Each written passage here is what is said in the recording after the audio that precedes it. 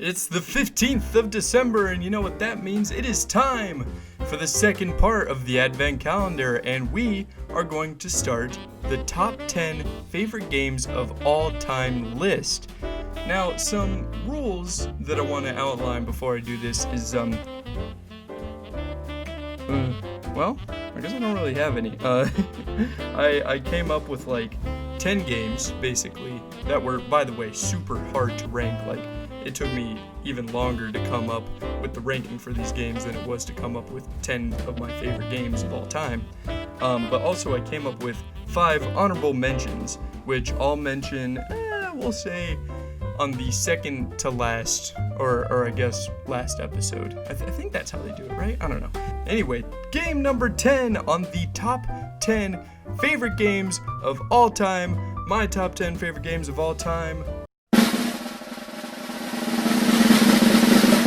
MLB The Show 20. Now, this is one of the games that I have actually never played on the channel, and actually that's kind of a theme that goes throughout this entire list, because a lot of these are kind of older games and on, systems only and not really on PC.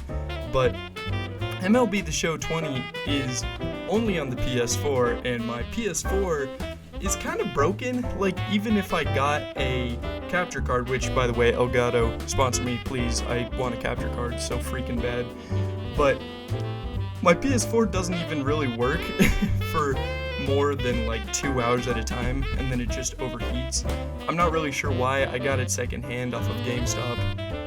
They sold me a pretty faulty system, but it's okay. MLB The Show 20 is, I think, my favorite MLB The Show of all time. I wanted to put MLB The Show in here, but I wasn't sure which year I would put it in. I've played probably 6 generations of the game, starting all the way back in 2014 with Joe Mauer on the cover, I'm pretty sure. And this one is the best because this is the first year that I got into Diamond Dynasty.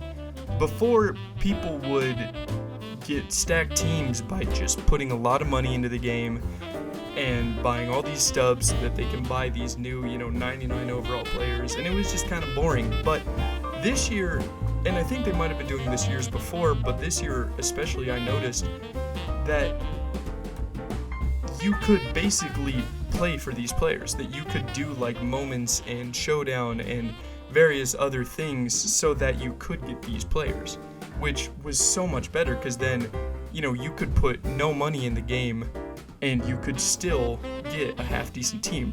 Like, my team is 97 overall right now, and I put no money into the game. I didn't spend a cent on it. I was just working and grinding away, even if it was at 2-hour increments.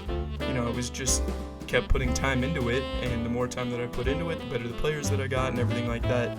And also, the Road to Show customization is getting crazy accurate, and it's just awesome.